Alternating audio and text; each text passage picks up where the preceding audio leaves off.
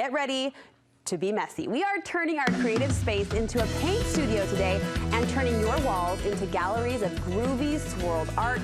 Our technique is called a paint pour. I can't wait to get started on this with the amazing Michelle Inkley. So I'm thrilled, and I don't really know what we're doing or what's coming. I know. I was a little scared at first too. Yeah? So how this came about was I'm redoing my dining room right now, and I need some artwork, and I was kind of thumbing through some of these bigger design magazines, and I found this gorgeous piece, and it looked so like watercolor. It was so soft. Marbled. And it wasn't like a scene. It was just, you know, this abstract piece of art. And it was just beautiful. Gorgeous, and I loved it, and very muted, just my style. And so I started researching how much something like this would cost, and they're very pricey. There was a gulp. Yeah, there was came a gulp at the end of that research. No, that's not going to happen. And so then I'm like, well, maybe there's prints out there. So I started looking at prints and Z Gallery and things, and I couldn't find exactly what I wanted in the colors I needed. So I'm like, okay, I'm gonna have to invest some time and do it myself. So I did a little research and I figured out how to do this paint pour. Okay, are you an artist? No. In fact, I was kind of scared to death because I'm a crafter and I do weddings and I can see concepts, but I like to have like detailed instructions and patterns, and this is a free-for-all. You have to just love what you do and let it, you can't control it. You have to let it take on its life. You do. So a paint pour, is that a thing? Is that something that's out there? Okay, shockingly, there was so many YouTube videos on it. Because I've never heard of this. Oh, it's so much fun to watch too, and all the different techniques. Is it mesmerizing? Yeah, kind of like cookie decorating and all of those other Instagram online traps we get sucked into, just staring at our screens, fascinated. It is. Okay, it is. So it's pretty fun. What do we need to do this? Okay, so you don't need much. You just need canvas or a piece of wood or foam core or whatever you're going to do your pour on. Canvas, I think, works best because it's sticky enough that the paint kind of sticks to it. And does the subtle texture of the canvas kind of add to it? Well, yes, it can. You can cover the canvas in a gesso, but I didn't. I just left them plain, and they were just fine. So how many paint pours have you done, would you say? Well, just this. You know, just a few. Just these. Just a few couple. Just a few of them. So, but I've learned as I go. So you just need the canvas. You need paint. Okay, yeah. And definitely your drop cloth. Yeah, cover yourself. And that's it. But you do have to treat the paint with a few things if you want a certain outcome. What type of paint, first of all? So, okay, the first paint I did was I got my acrylics out, my little Martha Stewart bottles, and I just dumped them in, and I kind of thinned them out, and it was a disaster because some were hard and had like chips and chunks in it, and some were thinner. So that kind of created this look, which I didn't like. But my friend was like, can I buy that? Why don't you like this? Yeah, you can have it. Well, I thought it got a little muddy and a little messy, and there was too many colors for me.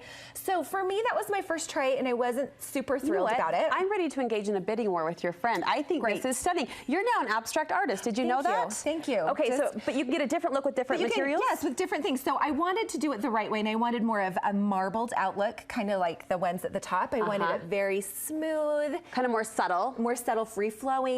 So I thought that looked the best. So at the end, I figured out how to get that look. So how many colors are we reaching for? Okay, so that is the key. If you don't want to, you know, have it look like a circus town, you just need to keep very few colors. I mean, what's wrong with a circus town? I know, but I have 9 here, and I think 9 is borderline way too many.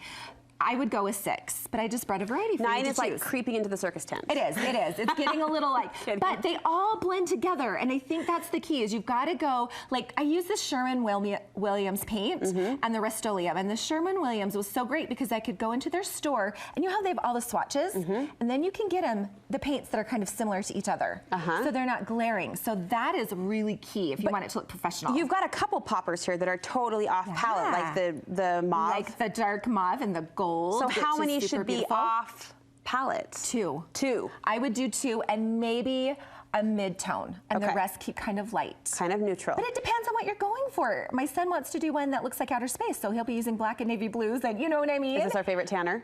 This is my baby. This is my tailor. But yeah, I think, you know, you can kind of go with your color palette that you want. I love that your kids are getting in on it. What did you thin it with? So you can use a paint thinner. You can use a product called Floetrol. Now Floetrol will give it kind of a consistency so they don't play nicely together, and they will create little cells in your paint. Do you know what a cell? No, I don't. Is that a real term? Yeah, sure it is. And when I was on the show, when I was watching these little YouTubers, so it pops out these little, they look like little amoebas, like little cells. Okay. Because the paint isn't isn't adhering to each other. Is this art or science? Who knows? So it could be either. Okay. Yeah, this is a great science project. I didn't particularly love the cells for my marble look. You're so kind of picky. I am. I did it a million times. So I didn't put it in these. So it's just paint and water. And the key is you have to make sure the consistency is the same, right? So on all your paints? On all your paints. Okay. So I marked, you can see, pick up one of those. We're doing this. Should we grab some aprons? Get an apron. Get going? I want to pour. So I just marked on my each cup a half a cup mark so that I could put the exact amount of paint in there. Okay. And then I just added about 2 tablespoons of water. Okay. So bottom line, that's it. Bottom line, let's get pouring. I mean, it is so great. So you got it, Brooke, you got to see what color you want in Emmy's room because that is the pink. color. Is there any other color in Emmy's life? I don't know. That's why I brought it. Poor Boston was eating his food with a pink bib around his neck the other day. That poor He's a guy. real man. He's a real man. So what you want to do is you want to start with maybe a darker color. Okay. And then put the whites on the top. I don't know. It's bottom line, it's a crapshoot. I'm doing exactly what you tell me. So darker color first. Darker color first. Okay. So just kind of pick, and I just do tiny. It's like a teeny tiny. Oh, here she goes. Okay, you do it. Why is my heart pounding? Is this because supposed to be it's kind of scary? Yeah, yes, it is. How much? You make little, whatever. I don't know. Sweating. You're the artist. No, I'm not. Right? So whatever you want. Oh. Are those kissing too close together? No, Does it make it blend them because it's gonna be crazy. It's like we need Flight of the Bumblebee music or something. Oh like, my gosh, seriously. Here it comes. Here it comes. And everyone is so different. Yeah. You know what I mean? It's like you can't control this. So I think that's why I had a hard time. If my blob's a little denser or thicker, it doesn't matter? Well, and you notice when I put the paint on top of another color, it like kind of takes over. So that's why you kind of want to get a couple of layers going. What is happening? Okay. So on these teeny tiny palettes that we have, I mean, there's so little, it's kind of doing it itself. But when you get your big palette, you can get more of a variation. But guys, like, look how fun. And it's messy. Make sure you have drop cloths. Oh, I didn't put my gloves on. You put your gloves on. Good girl. Oh, I'm covered. Sorry. Yeah, no, it's good.